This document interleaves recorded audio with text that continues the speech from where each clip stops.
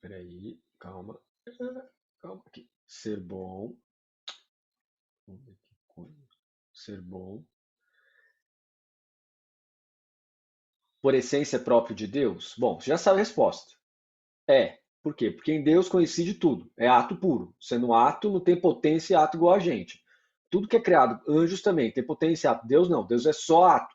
Então, nele é coincidente. Então, é próprio da essência dele. Por quê? Porque qualquer qualidade que Deus tenha é coincidente com a sua própria essência. Então, não é igual a gente. A gente tem qualidades como acidentes e tem a nossa essência. Né? Então, aí é diferente. Deus não. Deus, tudo que Deus tem é qualidade, assim, é tudo a mesma coisa. Né? É ato puro. Então, quanto ao terceiro, assim se procede. Parece que ser bom por essência não é próprio de Deus, certo? Vamos ver. Como se viu acima, o uno é convertível com o ente, assim como o bem. Ora, todo ente, entenda ente como essência mais existência, é uno por essência, né? Como mostra o filósofo no livro 4 da Metafísica. Logo, todo ente é bom por essência. Além disso, se o bem é aquilo para o qual tudo tende, o ser é o que todos desejam. Segue-se que aqui é por participação, né? Mas daqui a pouco a gente volta. Além disso, se o bem é aquilo para o qual tudo tende e o ser é o que todos desejam, segue-se que o ser de cada coisa é o seu bem. Ora, cada coisa é ente por essência. Logo, cada uma é boa por essência, né? Então, é boa por participação, né? Não é aqui, ó. Parece que ser bom por essência não é próprio de Deus, né? É próprio das essências criadas. Isso está sendo defendido aqui nessa parte que 3. Ademais, toda coisa é boa pela própria bondade. Bondade é qualidade, qualidade é acidente, logo você tem uma essência que tem qualidades, uma essência que tem coisas adjuntas, aí se chama ela de algo que possui bondade. Por consequente, se existe uma coisa que não seja boa por essência, sua bondade então não é sua essência. Olha lá. Como, no entanto, essa bondade é um certo ente, tem de ser boa. Existência, ente, existência. Né? Ente é igual a essência mais existência. Né? Então você tem um núcleo duro e depende do núcleo mole em volta. Né? Em Deus não é assim. Deus é uma coisa só. Né? Como, no entanto, essa bondade é um certo ente, tem de ser boa e, caso o seja por outra bondade, teremos de dizer o mesmo a respeito desta última. Portanto, ou continuaremos até o infinito, ou chegaremos a uma bondade que não será boa por outra. Pelo mesmo motivo, devemos ficar no primeiro termo. Cada coisa é boa por essência. Esse argumento aqui tem a ver com aquele argumento ad infinito. Quem criou a Fernanda? O pai e a mãe dela. Quem criou o pai e a mãe dela? O pai e a mãe deles. Quem criou o pai e a mãe deles? O pai e a mãe desses outros. Quem criou o pai e a mãe desses outros? O pai e a mãe daqueles. Quem criou a mãe daqueles? A mãe daqueles de Tucujo lá do outro lado. Então vai ficar numa regressão infinita, assim, ó, que vai embora.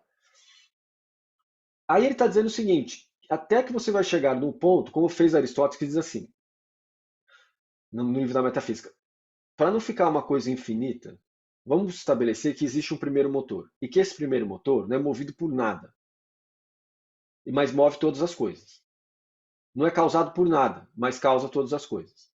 Tomás de Aquino, assim como São Alberto Magno, como Pedro Abelardo e outros tomistas da época ali, daquela fase do século XII, XIII, que é a fase de formação das universidades, a gente pode dizer assim, seculares na Europa, é, veem nisso a ideia de Deus, Criador. E falam, vamos pegar e vamos criar uma nova filosofia. Vamos aliar a filosofia grega aristotélica com algo que esteja de acordo com a revelação cristã. E aí ele forma a ideia de uma filosofia cristã, aristotélica, que não é dele, do Tomás de Aquino. Tomás de Aquino tem uma filosofia aristotélica própria. É uma filosofia aristotélica cristã própria. Ele tem os elementos próprios dele, que não são as mesmas coisas do Alberto Magno. A gente fala, não, o Alberto Magno é professor dele, então vem na sequência. Tem elementos da filosofia de Tomás de Aquino que não são os mesmos da filosofia de Alberto Magno, que não é o mesmo da Pedro Abelardo também. Porque eles são fundadores de modos de pensar distintos. Por isso que a gente fala de tomismo e não aberto magnismo, entendeu? Então, são elementos distintos de criação de filosofia. Aqui, não. Nesse número 3 É só um recuo direto para Aristóteles para dizer assim, olha, estamos falando de bondade para não ficar uma coisa de regressão a de infinito, de causas eficientes que vão produzir efeitos, causas produzem efeito, causas produzem efeito. Nós vamos colocar aqui que existe uma bondade primeira. E ela não é movida por nada e causa todas as demais bondades. Beleza? Portanto, ou continuaremos até o infinito, ou chegaremos até uma bondade que não será boa por outra. Pelo mesmo motivo, devemos ficar no primeiro termo. Cada coisa é boa por essência, mas não por existência. Então, aqui, em sentido contrário, Boécio, quem é Boécio? Boécio foi um. Ele tem um nome grande, né? Não sei o que lá, não sei o que lá. Boécio, que foi um jurisconsulto e depois um político proeminente na Roma, em Roma, já da época das invasões bárbaras. Né? Então, ele queria reconstruir a glória de Roma a partir da cultura latina. E ele começa a retraduzir os textos aristotélicos para o latim e para tentar fazer uma reconstrução da cultura latina de Roma, né? E fez vários comentários, foi igual Tomás de Aquino, só escrevia comentários sobre Aristóteles, né? Então, mas outras coisas também, mas não é só Tomás de Aquino fica focado em Aristóteles, né? Ele não, ele ainda produz outras coisas. Mas ele é muito importante por isso, porque por ele é que o pessoal ali da alta Idade Média, isso, não, é da baixa Idade Média, começam a aprender sobre Aristóteles e a capital Aristóteles. Depois, na época do Renascimento, começa a vir uma nova leva de obras da Grécia, que foram preservados em Constantinopla, e que chegam até a Europa e começam a ser traduzidos particularmente por Fitino, e aí você tem aí as obras completas de Platão, que não existiam nessa época. Né? E aí começa todo um novo movimento que dá origem ao renascimento cultural, né, que é uma reconstrução. E aí tem outras obras de Aristóteles que chegam até a Europa que modificam o entendimento de Aristóteles. Né? Bom, tudo isso regrado em meio aí às inquisições acontecendo, a São Domingos de Gusmão pregando o evangelho, resistindo à Inquisição, né? e coisas do tipo. Né? Tá tudo nessa bolota toda aqui, né? Nesse emaranhado todo aqui. Então, portanto, ou continuaremos até o infinito. Tá? Em sentido contrário, disse Boécio, tudo o que não é Deus é bom por participação. Tá vendo? Bom por participação, como eu disse para vocês. Né? Vocês não acham que eu fico. Ó, deixa eu fazer uma pergunta para vocês. O que eu estou mostrando para vocês aqui, durante a aula, é por método dedutivo. Eu não fico preparando aula para dar aula para vocês sobre Tomás de Aquino. É uma exigência pessoal minha comigo mesmo, entendeu? Claro que é pessoal minha, né? Comigo mesmo, né? Por isso que chama-se pessoal. Né? Mas é que assim, eu não preparo aula. Por quê? Porque eu tenho que ter domínio. Se eu preparar a aula, eu não estou dominando, estou fazendo pesquisas. Agora, como eu estudo isso aí desde os 14 anos de idade para frente, eu não posso, como fala, parar para fazer pesquisa, preparar, etc. Isso tem que estar em mim. Essa é uma exigência minha, né? E eu espero que você também tenha essa exigência com você, porque ela é boa, né? Em vez de, não, deixa eu parar que eu vou preparar a aula para falar a respeito. Bom, aí não está em você, né? Nada contra, mas tem que estar na gente esse tipo de conhecimento, porque se tiver no livro não serve. Né? Então tem que estar estudando constantemente. Por isso, ó pessoas consagradas ao Espírito Santo pela intercessão de São Domingos, pare de assistir série de Netflix. Vá estudar. Vá pegar para ler São Tomás de Aquino. Vá pegar para ler os documentos da igreja. Pare de perder tempo vendo séries de Netflix. Né? Por quê? Porque você vendo séries, você deixa de ter essa capacidade de dar aula sem necessidade de preparação. E olha que eu tenho uma preparação, eu tenho que ficar rezando para anjo, para Espírito Santo, para me darem dons, para intercederem por mim. Por quê? Porque a minha capacidade é muito pequena. Vocês não têm a capacidade tão pequena quanto a minha. Então vocês podem ir muito além. Vocês podem ir muito além. Eu tenho uma capacidade muito pequena. Mas vocês têm uma capacidade muito grande.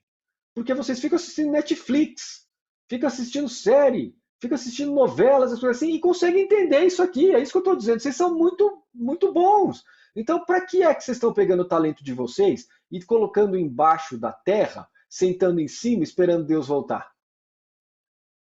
E Deus vai voltar na sua morte. Para de fazer isso, menino, menina. Aproveita o talento que você já tem. Para de assistir Netflix, para de assistir série, para de perder seu tempo. Vai para dentro do estudo teológico, busque Deus. Buscar Deus é o princípio de todo o conhecimento humano. Não é o Deus revelado de Jesus, é Deus, a divindade, que supera a morte. Mas você tem uma vantagem, você pode estudar dois sistemas ao mesmo tempo. Teologia natural e teologia revelada. Por que você está perdendo seu tempo assistindo série de Netflix? Para quê? Vai pensar sobre coisa útil. Esse negócio de ficar assistindo série de Netflix, novela, não sei o quê. Para quê? Vocês são pessoas de grande talento. A parábola do talento está aplicada para vocês e para mim.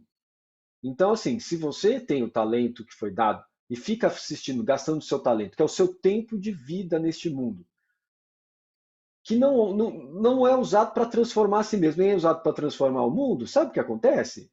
O seu julgamento e o meu vão ser pesados se a gente ir para esse lado. Por quê? Porque é feito para desenvolver a contemplação desde já. Ah, mas na hora que eu morrer eu vejo Deus, está tudo certo. Quem falou isso? Mentira! Não é assim que está escrito. E não é assim que os santos viram, não é assim que as santas viram. Os anjos têm que ter fé. Você vai para o purgatório, você acha que vai ver Deus, é? Ah, depois do purgatório, na hora que entrar no céu, eu vou ver Deus. Não funciona desse jeito. Se não desenvolver aqui, desenvolve mais lentamente no purgatório, porque no purgatório não tem corpo. Por que a igreja fala que passa tanto tempo no purgatório? Porque desenvolve muito lentamente. Porque a alma só está destituída de corpo. Então, aproveite agora o seu tempo. Não fique demorando desse jeito. Para de assistir Netflix e bobagens. Vamos, povo, vocês são teólogos. Né? Que não é teólogo formado pela academia, é teólogo por interesse, por vontade. Qual é a vantagem de ficar assistindo Netflix? Como é que Netflix te ajuda no purgatório? Como é que Netflix ajuda você a transformar você mesmo? Ah, não, porque eu vejo lá. Não, você está vendo coisa de roteirista. Você está virando um discípulo de roteirista de Netflix. Meu Deus! Para com isso! Entende? Seja um discípulo da filosofia, da teologia, de Jesus. Não seja um discípulo de Mark não sei o que lá, ou de Antônio de não sei o que escreveram o roteiro, meu. Para! Se a gente olha para a teologia revelada e considera que isso é verdade, você tem o purgatório para se preocupar. E o purgatório começa agora. E o purgatório quer dizer expurgar tudo aquilo que não é do interesse principal, que é observar a realidade, tendo como ponto de partida e como ponto de chegada a Deus.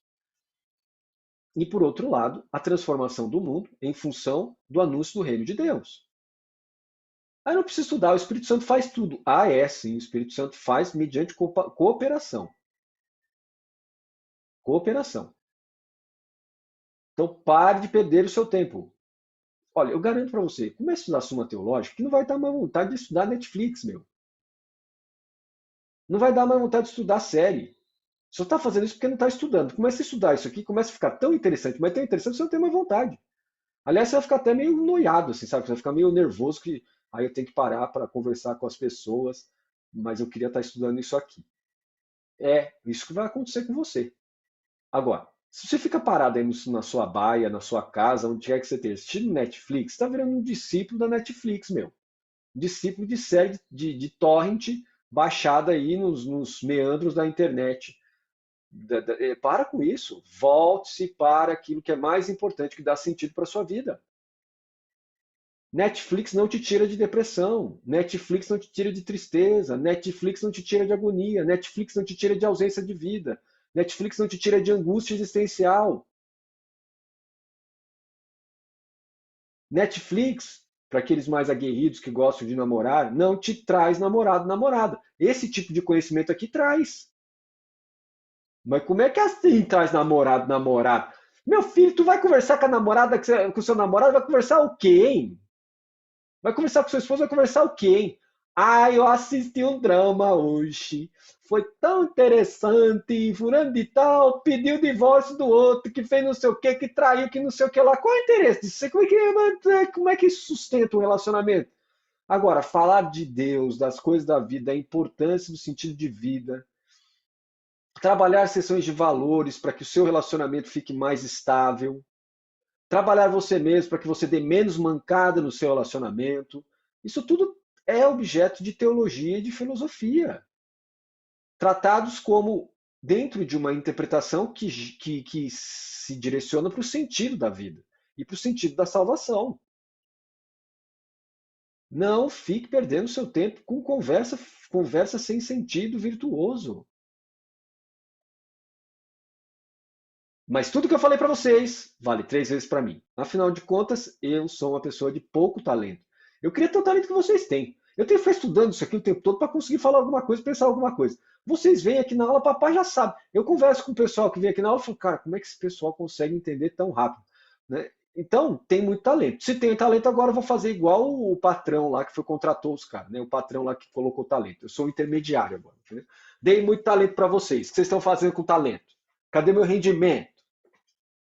Tem que render. E render significa, nesse caso, felicidade, tranquilidade, pacificação, relacionamento estável. Tá bom? Então, vamos continuar. Tudo que não é Deus é bom por participação, logo não é por essência. Respondo. Só Deus é bom por essência. Com efeito, cada coisa diz-se boa na medida em que é perfeita. O que Jesus fala? Bom mestre! Ele fala assim: não me chame bom, só Deus é bom. Claro que ele está falando dele mesmo, né? Porque Jesus Cristo é verdadeiro Deus, verdadeiro homem. Mas ao mesmo tempo ele fala: só Deus é bom. Olha o que está escrito aqui, ó. Com efeito, cada coisa se diz boa na medida que é perfeita. O que é perfeito? Perfeito vem do latim perfactum. Perfacto significa ato. Quanto mais próximo de ser ato puro. O que quer dizer isso? Sem a necessidade de possibilidade de não ser. A possibilidade de não ser é extraída. É. Então veja, só Deus é bom por essência. Eu e você não somos bom por essência, somos bom porque participamos de Deus, da fonte da bondade. Por isso, não desperdice o seu talento. Esse talento seu que você tem aí, que você está desperdiçando com visões de séries de Netflix e os diabos que o capeta coloca na sua frente para você sair da bondade, da participação da bondade de Deus, é a prova de que Deus ama você e é a prova de que você é um chamado para participar da divindade dele, em Cristo. Percebe? Algo em você é bom. Esse bom é por participação em Deus. Disse que boa na medida em que é perfeita. Ora, a perfeição de cada coisa é tríplice. Vamos lá. Na medida em que ela é constituída em seu próprio ser, conforme lhe são acrescentados alguns acidentes necessários à perfeição do seu seguir, certo? E você já sabe que acidentes são qualidades que vêm e que depois passam, né? Então são acidentes, surgem e depois passam. Enfim, a perfeição de uma coisa está em que alcança alguma outra coisa como seu fim. Então nós temos esses 3 modos de participação na bondade. Então, a perfeição de cada coisa, olha só, a perfeição de cada coisa criada, olha que interessante. É, no seu próprio ser, e aqui, pessoas, é que entra tudo que eu estava falando. Quando você chegar comigo no Tratado dos Anjos, mas vai levar cada puxão de orelha igual eu levo, de Tomás de Aquino, porque é assim, olha, o nosso ser tem uma capacidade para Deus que é inata. Em outras palavras, foi nos dado a partir da criação. Isso não dá para desenvolver mais do que é. Então, cada pessoa recebeu uma medida, que daí fala de novo da parábola dos talentos e a parábola do salário. Cada pessoa recebeu uma medida de Deus. E essa medida precisa ser colocada em prática, em caminho, na direção do perfactum, da perfeição. Se a gente não desenvolve, na hora que morre, não está desenvolvido. Aí no purgatório também vai desenvolver muito lentamente, vai chegar no nível mínimo para ter um certo conhecimento de Deus que habilita a não queda novamente, ou seja, o céu. Mas o céu tem níveis. Ora, se você pode ir para o mais, por que você vai para o menos? Se você pode desenvolver mais, por que desenvolver menos? Se a gente pode avançar mais, obter mais a presença divina com tudo aquilo que acompanha ela, porque Deus é a essência da bondade. Tudo que é bondade, tudo que é prazer, tudo que é felicidade está ao alcance do seu intelecto, de acordo com a estrutura teológica de São Tomás de Aquino. Então, tomando ele como verdadeiro, por que é que você não avança? Ah, e porque eu sou budista, então eu não vou fazer isso. Então você é bocó, é isso que você é, ué. Por quê? Não sou bocó, não, eu sou budista. Não, bocó, não entendeu o que São Tomás de Aquino está falando. Veja, todos os atributos que estão colocados na teologia natural budista, como paz, felicidade, prazer, tranquilidade, serenidade, autocontrole e assim por diante, todos eles, diante da teologia revelada, apontam para Deus como fonte de todos esses atributos. Embora, claro, na teologia natural budista, assim como a teologia natural grega, não se fale de Deus criador. É até onde a razão natural alcança, a razão sem o auxílio da revelação. Mas quando vem a revelação de Cristo, o que ocorre é uma ampliação do alcance daquilo que existia do alcançável pela razão natural. Ampliou-se mais ainda. Quer dizer, a felicidade que aqueles filósofos e teólogos naturais ou teólogos filosóficos alcançavam e viam é ampliada. Ora, se é ampliada, quando você fala assim, mas eu sou budista, você está errando feio, porque houve uma ampliação e não uma destruição. Ou seja, até onde você ia com o budismo, está aqui. Depois, aquilo que está aqui começa com o patamar inicial para aquilo que está acima. Ou seja, quando você fala assim, eu sou budista, você está dizendo para você mesmo que você é preguiçoso, só isso. Por quê? Porque o patamar inicial que está ali é o patamar fundamental para onde você sobe, para a revelação de Cristo. Então, o que você está dizendo para você mesmo, eu sou budista, ele está dizendo só que você é preguiçoso, mais nada.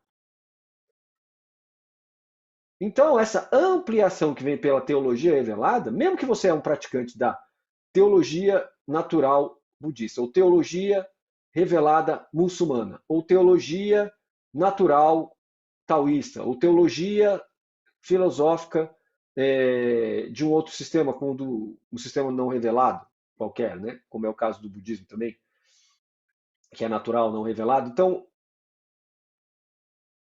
o patamar inicial seu está incorreto. Por quê? Porque você entende como algo que exclui da razão natural a teologia da revelação. Não, não exclui, amplia, magnifica, leva à perfeição. Portanto,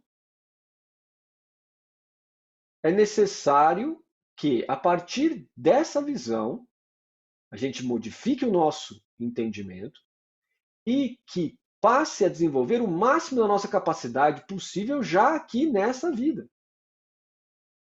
A partir da ampliação ou descoberta dessa natureza de capacidade para Deus que está na nossa essência, na nossa alma. Conforme lhes são acrescentados alguns acidentes necessários à perfeição do seu agir, aqui é o corpo, né? Esses acidentes aqui basicamente é o nosso corpo decaído. Aqui tem bastante coisa para colocar aqui dentro, é um monte de coisa, né? O fato está no mundo, etc. Né? Aqui tem bastante coisa para colocar, não tem motivo. Enfim, a perfeição de uma coisa está em que, por exemplo, né?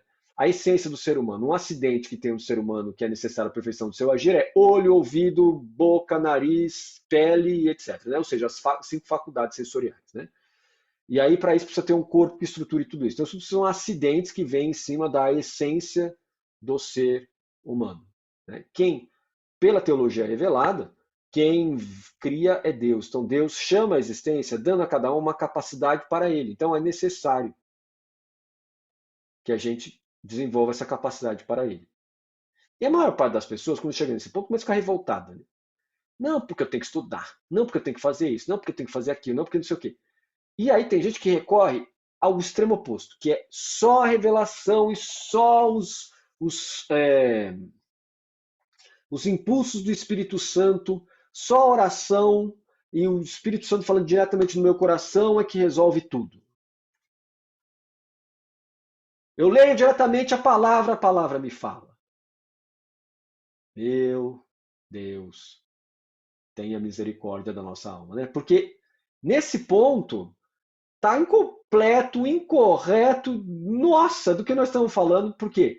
Porque sem adaptação para o nosso mundo, a palavra de Deus foi escrita diante de um contexto histórico, social, político, econômico, axiológico, epistemológico, de um dado período do tempo. É Deus que entra na história humana. Nesse momento, se a gente não é capaz de entender que aquilo que está ali precisa ser reaplicado para o nosso tempo, e tem coisa ali que não serve para o nosso tempo, outras que servem, e aquelas coisas que não servem para agora podem servir no futuro, e as que servem para agora podem não servir no futuro, a gente comete erros. E esses erros não desenvolvem a nossa capacidade para Deus, ao contrário, se tornam obstáculos para a nossa capacidade de chegar e adentrar aos mistérios de Deus. Mais uma coisa. Enquanto na teologia natural, seja ela budista, aristotélica, platônica ou qualquer uma delas aqui, a, a nossa tendência dentro dessas teologias é chegar a um patamar de entendimento sobre Deus, ou sobre o divino, os atributos divinos, e a gente não ultrapassa isso. Presta atenção aqui, povo. Para de brincar por aí na rede social. Presta atenção aqui. Não fica fazendo piada. Isso aqui é importante para você. Quando você fica fazendo piada e fazendo coisa no paralelo, você acha que está prestando atenção, mas se tudo aquilo que está aí dentro de você não estiver focado na aula, você não vai conseguir entender. Você acha que está entrando conhecimento? Não está entrando. O mero som, a faculdade auditiva não te traz conhecimento. Você precisa estar concentrado. Então, concentra aqui. A teologia natural chega num dado patamar que a gente compreende Deus até os limites da nossa razão, ou os atributos divinos, como é o caso da teologia natural divina, que não tem Deus divino, não. Teologia natural budista, que não tem Deus no seu centro. Então a gente entende, ali dentro tem o divino, que são os atributos que superam o tempo. Atributos naturais como bondade, etc., generosidade, esforço e coisas afins que superam o tempo, como nirvana, paz definitiva. A paz definitiva quer dizer que o tempo não leva. Então tem atributos divinos ali dentro. Assim como Aristóteles também tem, assim como Platão também tem, Plotino também tem, e assim por diante. Na filosofia moderna nós também temos a atribuição de coisas, né, que estão ali e que superam o tempo, né, no mundo do transcendental, por exemplo, a razão, né, a razão pura e etc. Então você tem ali elementos que trazem atribuições chamadas divinas, porque estão fora do tempo, né, que o tempo não alcança. Portanto, seria algo da eternidade de Deus, certo? Algo da bondade de Deus, algo que é bom, que é por essência bom. Agora, quando chega a teologia revelada cristã, nós temos Deus entrando na história. Jesus entra na história. O que precede Jesus, verdadeiro Deus, verdadeiro homem, é todo o movimento dos profetas e todos os escritores da Bíblia, dos livros da Bíblia, que também estão dentro da história e falam dentro de contexto sociopolítico e econômico. E aí a gente pega esses valores que estão lá e quer pegar, como está acontecendo aqui no Brasil, sem passar pelo filtro Jesus. Tem que passar pelo filtro das bem-aventuranças dos evangelhos, tem que passar pelo filtro Jesus. Não passo, pego o direito do rei Davi e coloco direto numa sociedade, falando que tem que conquistar na porrada, tem que conquistar na guerra, tem que ir para a política, tem que dominar, tem que fazer a lei, tem que obrigar todo mundo a seguir a lei, porque aquilo é cristão. Não esqueceu de Jesus. Esqueceu do filtro de Jesus. Só usa o nome cristão. Usar o nome cristão não é a mesma coisa de ser de Cristo. Para ser de Cristo, tem que passar pelo filtro, por exemplo, das bem-aventuranças do Evangelho. Tem que passar pelo filtro do acontecimento de Jesus e da mulher adúltera. Tem que passar pelo filtro da conversão de São Mateus. Tem que passar pelo filtro do filho pródigo. Tem que passar por filtro. Não passou por filtro, foi direto, pega do Antigo Testamento, fala que é cristão e joga direto na concepção política atual ou na concepção espiritual atual. Não é cristão, só é cristão de nome. Então tem que passar pelo filtro. Sempre tem que passar pelo filtro dos evangelhos. Sempre tem que passar por Jesus. E aí a importância do nosso estudo. não do nosso estudo da Suma Teológica apenas, mas do nosso estudo diário, da nossa leitura. Vocês já memorizaram o Evangelho de João? Nós temos um grande exemplo, que é São Domingos de Gusmão, que memorizou o Evangelho de Mateus.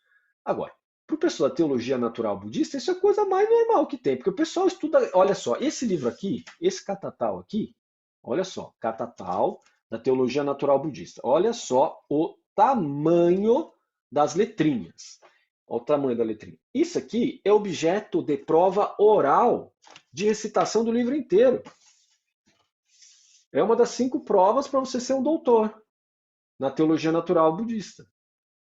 Meu filho, se os caras conseguem decorar um catatal desse, são 5 catatais desse aqui, para você passar e se tornar um doutor em teologia natural budista na tradição Gelug, lá do Dalai Lama, você está me dizendo que você não consegue decorar 4 evangelhos? Para de Netflix ou seriado, começa a memorizar o evangelho. Ai, mas que bitolado, não sei o que, não sei o que lá. Não, bitolado não, focado. Focado. Né? Nós temos exemplos. Você acha que São Domingos de Gusmão só memorizou o Evangelho de Mateus mesmo? Só do Evangelho de Mateus, mais nada. Não memorizou o Evangelho de Marcos, que é menor, o Evangelho de Lucas, o Evangelho de João. Tem certeza que ele não memorizou? Claro que memorizou. Agora, e você? Memorizou? E eu memorizei? Eu estou me esforçando diariamente. Eu vou tentar chegar um dia aqui para vocês e falar assim: prova oral hoje de mim para com vocês. Vocês vão me testar. Abre a Bíblia da Ave Maria aí. Beleza. Agora eu vou recitar o Evangelho de João de memória. Go! No princípio era o verbo estava junto de Deus, e o verbo era Deus, ele estava no princípio junto de Deus. Tudo foi feito por ele. Sem ele, nada foi feito. Não, não, não, não, não. E vou embora. Vou tentar estar tudo para vocês o Evangelho de João. Estou me preparando espiritualmente, mentalmente, para as falhas, entendeu? Mas isso para quê? Para que você e eu possamos nos aproximar cada vez mais de Cristo. Né? Agora, não faço, por que não faço? Porque não quero, porque eu quero ficar assistindo série, ai meu Deus, quero assistir novela, quero ficar fofocando da vida dos outros, porque é mais legal, né? O que, que é? Por que fofoca? Eu não tô falando do meu vizinho, mas tá falando da vida dos outros lá da novela, né? Ah, mas não é fofoca, eu acho que é, cultivo de fofoca. Né? Ficar fofocando da vida das pessoas que estão na novela. Né? Tudo isso aí é complicado. Ah, mas é pecado assistir novela, então? Eu não falei nada de pecado, eu falei de desperdício de talento, né? Pecado é com Deus, não é comigo. Eu tô falando de desperdício de talento. Ah, quem sou eu para julgar o que é pecado e o que não é? Eu, hein? Eu tô falando de desperdício de talento. Ou vai me dizer que não é desperdício de talento? Tem coragem de dizer que não é desperdício de talento? Tem. Vocês têm coragem? Alguém tem coragem de dizer que não é desperdício de talento? Pois é, né? Então, enfim, a perfeição de uma coisa está em que alcança alguma outra coisa como seu fim. Por exemplo, a primeira perfeição do fogo consiste em ser, por sua forma substancial. A segunda consiste no calor, leveza e segurança, que aí seriam os acidentes. E sua terceira perfeição está que repousa em seu lugar. Aí começa a falar assim: que papo é esse de repousa em seu lugar? É repousa em seu lugar como função, né, dentro do mundo, né? É uma modo de entender mais fácil se repousa em seu lugar. Né? A questão do locus aqui, na Idade Média, está ligado com a ordem das coisas. Bom, então, e hoje também, né?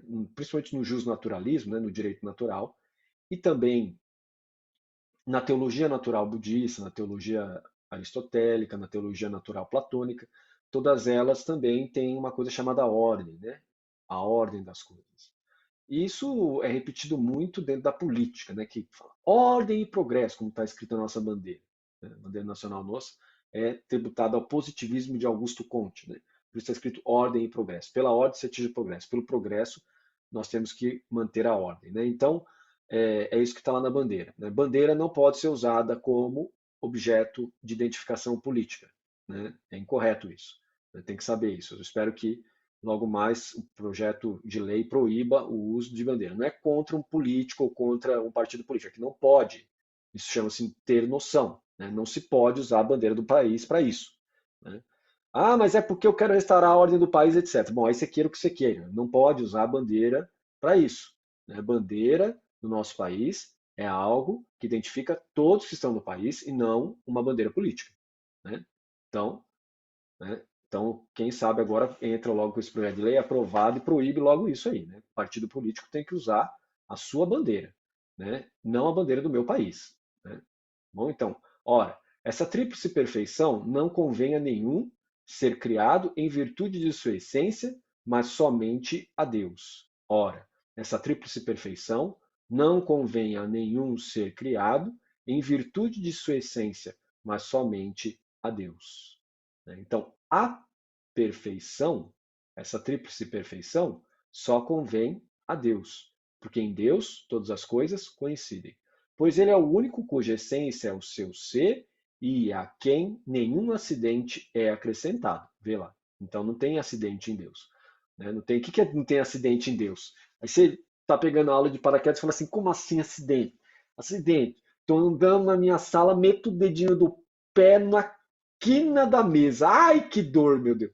Isso aí é acidente. Claro que Deus não tem acidente. Não, não. Acidente que é características adjuntas que podem ser separados da sua essência. Tá bom? Que pode ser separado da sua essência. Tá bom? Então, em Deus não tem. Em Deus tudo é conectado com a sua essência. Na gente não. Né? Se eu pegar a Loiane e, tadinha, arrancar um braço dela fora com serrote, ai, professor, que coisa horrorosa de imaginar. Pois é, mas imagina que ela está na guerra, cortou um braço fora, tem que cortar aqui sempre para não morrer de gangrena. A Loiane deixa de existir? Não. Por quê? Porque o braço dela é um acidente. Então, tudo que é acidental dá para você extrair sem a pessoa morrer. Não é essencial dela. Mas e o coração da Loiane? O coração da Loiane pode ser extraído sem a pena de morte imediata. Como assim? Ué, liga em coração artificial. Não vai viver muito, né? Porque o custo é muito alto, né, de manter. Poderia manter a vida inteira ali com aquele negócio, mas aí tem que tomar antibiótico e tal, esse não pode morrer. Mas morre? Não, até o teu próprio coração, ele é acidental. E pode extrair o cérebro da Loiane? Pode. O corpo dela não morre, porque aí você liga ali e continua vivendo. Não vai ser mais a Loiane, né, porque não corresponde mais, tá? Meu corpo está vivo. Então, nada do que tem no nosso corpo não é acidental, é tudo acidental. Em Deus, não. Em Deus não tem acidente. Deus não tem acidente, certo? Então, ele é o único cuja essência é o seu ser e a quem nenhum acidente é acrescentado. Olha, isso aqui é essencial para a gente entender. Só Deus é o ser, tudo mais é por participação. Essa é uma característica da teologia revelada cristã. Só Deus é o ser, tudo mais não é ser. Tudo mais só é por participação porque foi criado. Pois o que é atribuído aos outros por acidente lhe convém de modo essencial, como ser poderoso, ser sábio, etc., como já foi dito. E a nada é ele ordenado como a seu fim. Ele próprio é o fim último de todas as coisas, e ele é o fim dele mesmo. Ele é a causa eficiente dele mesmo, entendeu? Fica claro, então, somente Deus tem a perfeição total segundo a essência. Somente Deus tem a perfeição total segundo a essência. Só Deus é o ser por essência. Portanto, só ele é bom por essência. E quando Jesus fala, não me chame de bom, só Deus é bom, veja que coisa interessante. Será que Jesus tinha isso em mente? Jesus, homem, improvável, porque ele teria que ter estudado, né, a filosofia aristotélica, ou pelo menos a filosofia platônica. Mas Jesus, Deus, com certeza. Né? Então, vamos lá. Quanto ao primeiro? Vamos ver o primeiro de novo. Como se viu acima, o uno é convertível com o ente, assim como o bem. Ora, todo ente é uno por essência, como mostra o filósofo no livro 4 da Metafísica. Na verdade, então, só Deus é uno por essência, o resto não. Logo, todo ente é bom por essência. Não, por quê? Porque só Deus é bom por essência. Olha lá. Quanto ao primeiro, portanto, deve-se dizer que a unidade não implica a razão da perfeição, mas apenas de indivisão. E a indivisão é própria de cada coisa segundo a essência. Claro, aqui, então lembra, né? Ente é igual a essência mais existência. Então, a essência está sempre lá presente. A existência pode mudar. No nosso tempo, você pode usar isso com a linguística de Ferdinand de Saussure, que é assim, ó, signo é igual a Significante mais significado. Signo aqui, você transpõe para ente. Significante, você transpõe para essência. Significado, você transpõe para existência. Aí você entende na hora essa forma. Olha só.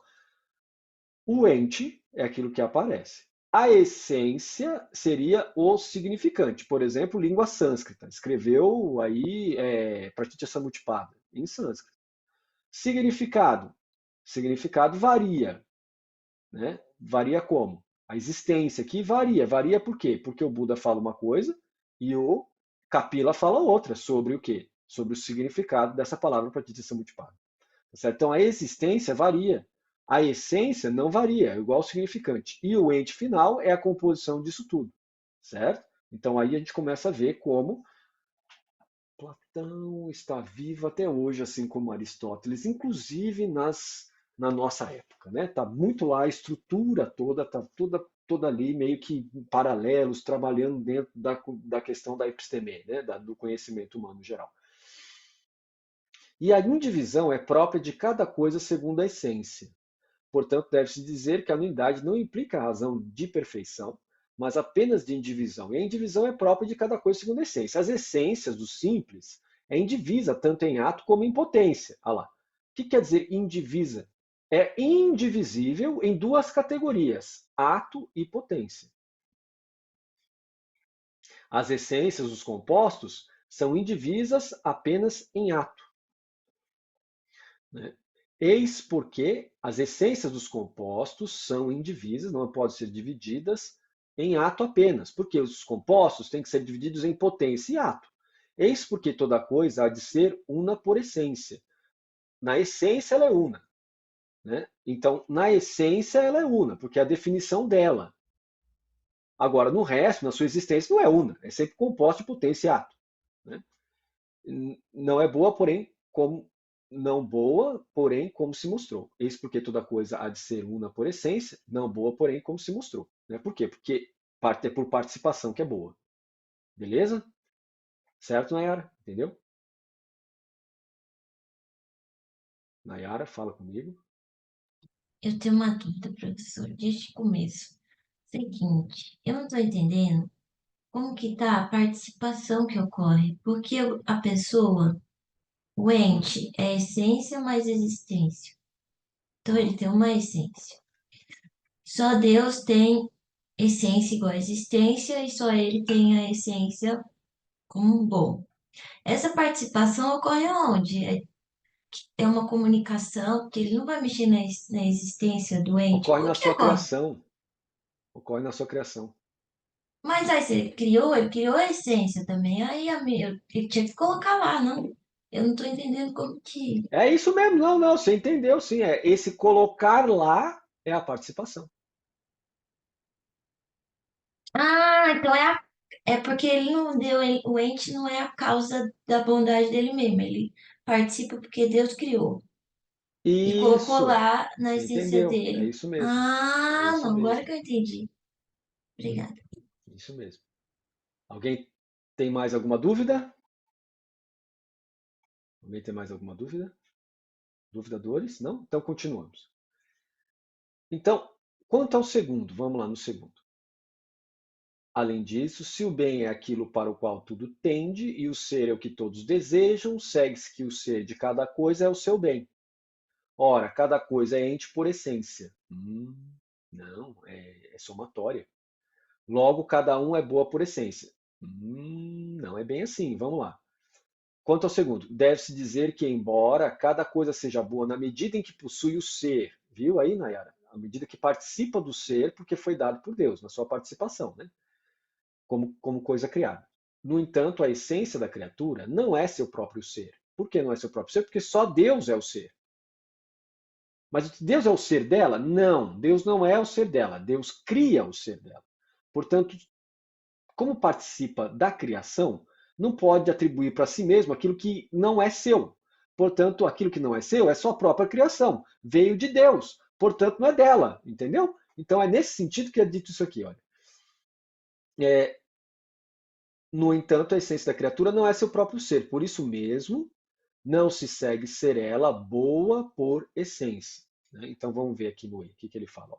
A própria essência é boa, é verdade. Mas deve sua bondade ao ser que a atualiza, ou seja, ao ser que a chama para a existência, ao ser que a cria.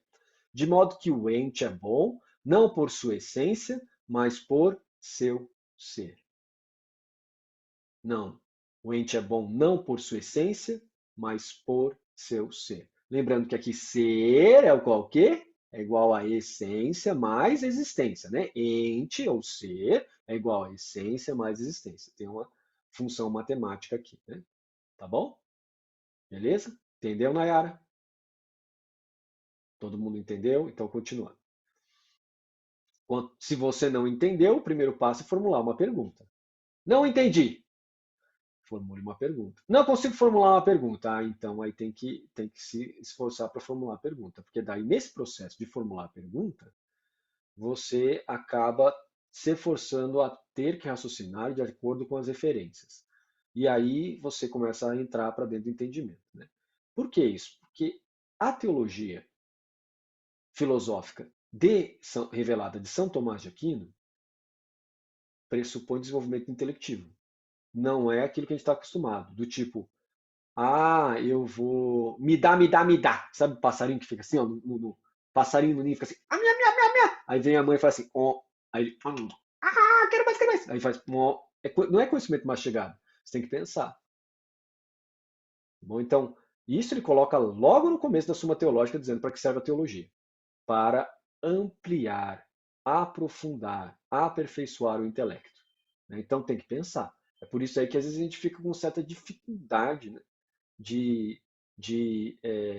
Uma certa dificuldade aí de entender São Tomás de Aquino, porque ele força a gente a pensar. Então, se você não tem nenhuma pergunta, mas tem algo que você não está entendendo, você tem que se forçar a formular uma pergunta, para aí você começar a caminhar dentro da estrutura do Tomás de Aquino. Certo? Então, aqui, ó. Alguma perfeição acrescentada seja sua. Terceiro, deve-se dizer que a bondade de uma criatura não é sua própria essência, mas algo acrescentado. Nós já vimos o terceiro? Não vimos, né? Ademais, toda coisa é boa pela própria bondade. Até aí, ok. Por consequente, se existe uma coisa que não seja boa por essência, sua bondade, então, não é sua essência. Sim, como, no entanto, essa bondade é um certo ente, certo? Tem de ser boa. Não, o caso, porque pode ser por participação, e caso o seja por outra bondade, teremos de dizer o mesmo a respeito desta última. Sim, que participa por participação de uma anterior.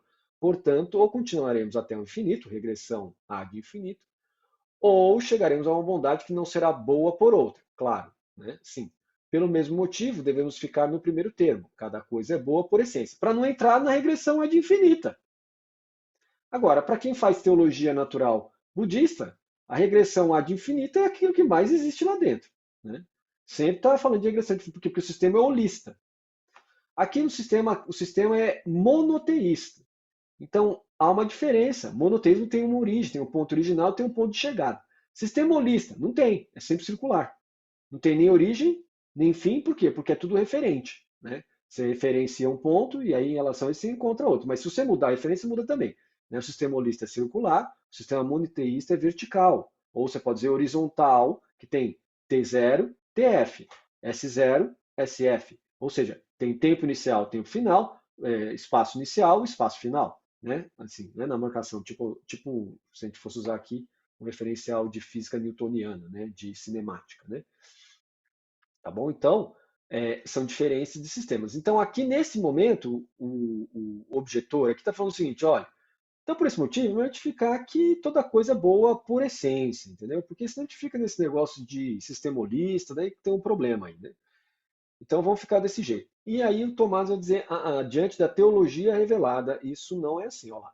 Deve-se dizer que a bondade de uma criatura não é sua própria essência, porque só Deus é o ser, só Deus é a essência, mas algo acrescentado por Deus na sua criação. Seja ao seu próprio ser, seja alguma perfeição acrescentada, seja a sua ordenação a um fim. Olha lá a ordem aparecendo que eu falei para vocês. A ordem aqui, mais para frente, vai aparecer como providência divina, o governo de Deus sobre as coisas. Vamos ver a letra F.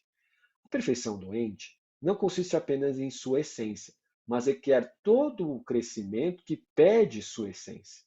desde seu ato primeiro, o ser, até a última perfeição, a do fim último para o qual sua essência se ordena, mas que, por si só, sua essência não lhe poderia fornecer.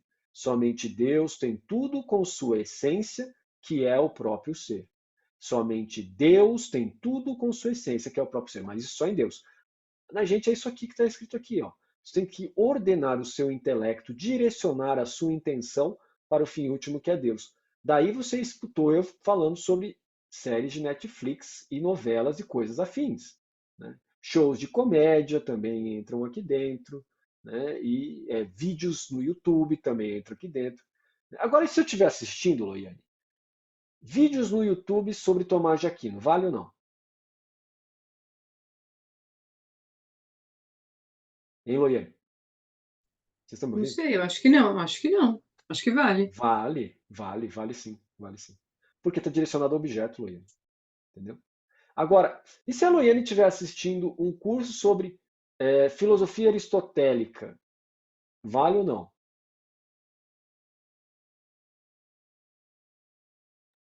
Vale também. Vale também. Por que que vale nesse segundo caso? Porque a Loiane está ouvindo Aristóteles para compreender Tomás de Aquino, para chegar até o entendimento desse sistema que é extremamente útil. Entende? Agora, a Loiane poderia chutar o pau da barraca e falar assim: eu não quero mais saber de nada disso aí, não, rapaz, eu quero só me divertir, ponto. Vale ou não? Vale, mas não vale para o fim que a gente está destinando aqui. Né? Ou seja, com isso, essa suposta Loiane, né, teria um problema depois na frente em relação ao cultivo de virtudes, né? Porque quando a gente não cultiva, a árvore morre. Né? E quando a árvore morre, nós temos um problema. Né? Eu estou usando a Loiane aqui pelo mero fato da Loiane ser muito minha amiga, né? Então ela não vai ficar brava comigo. E ela sabe que eu não estou usando isso aqui para dizer que ela está fazendo alguma coisa, né? Que não deveria. Né? Aí, então, como a gente tem esse laço de amizade faz muito tempo, eu falo dela.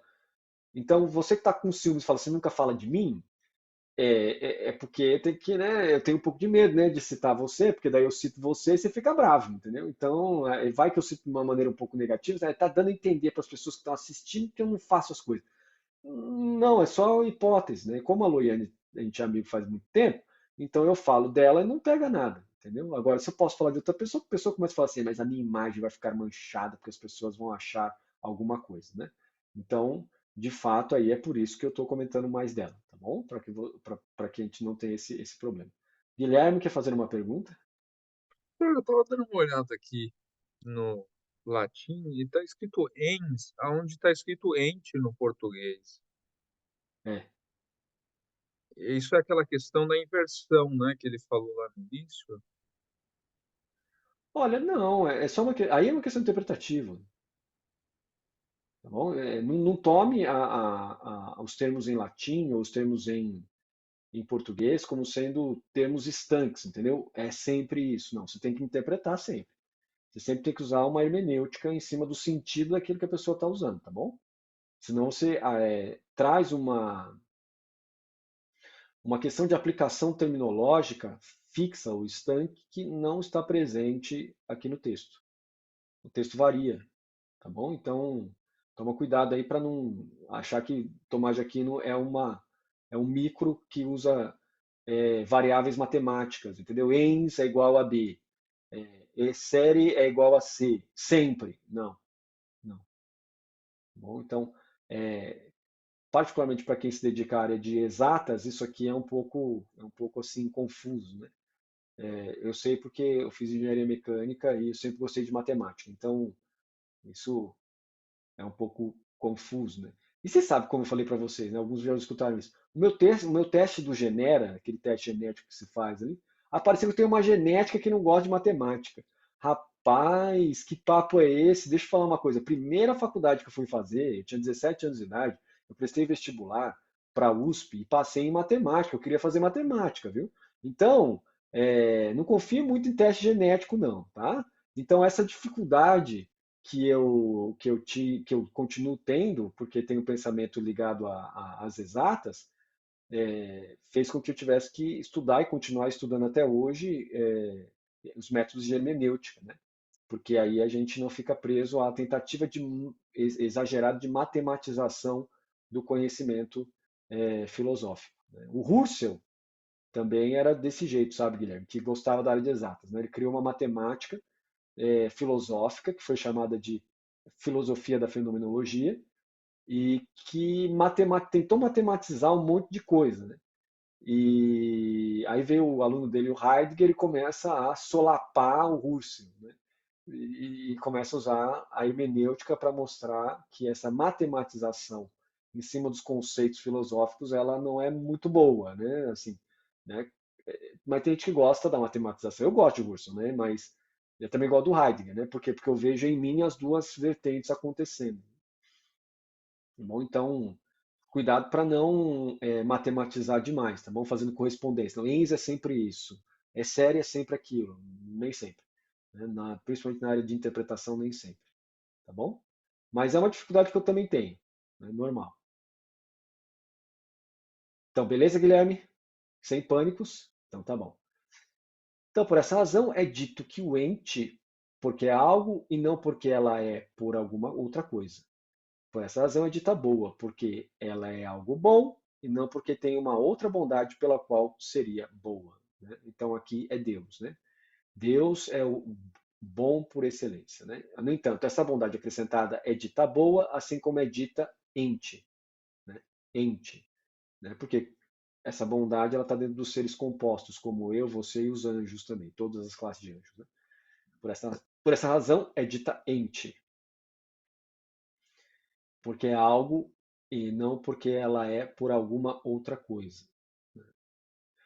Ou seja, o criado é por essa razão, é dita boa porque ela é algo bom e não porque tenha uma outra bondade pela qual seria boa. Ou seja, né, Tomás aqui está tirando a classificação de ente e colocando a classificação para dentro daquilo que a gente chama de valor. Né? Então, algo é valorado como bom porque tem o valor de bom. Não porque a gente tem que olhar para o lado da ontologia e dizer que isso é bom por participação em outra coisa. Bom, aí ele está fazendo uma distinção dizendo assim, objetor, você está errando categorias. Tem uma categoria que é valor e outra categoria que é ontos, que é o ser. Você não pode confundir as duas coisas. Beleza? Bom, então nós paramos hoje no artigo 4. Todas as coisas são boas pela bondade divina. Nós vamos ver isso amanhã. Essa semana aqui nós temos a nossa dedicação a partir da Suma Teológica. A próxima semana nós voltamos para Suma contra os gentios, tá bom? Então uma semana Suma Teológica, uma semana contra os gentios para a gente não perder o fio da meada. Ok? Então tá bom. Obrigado. Até mais. Tchau.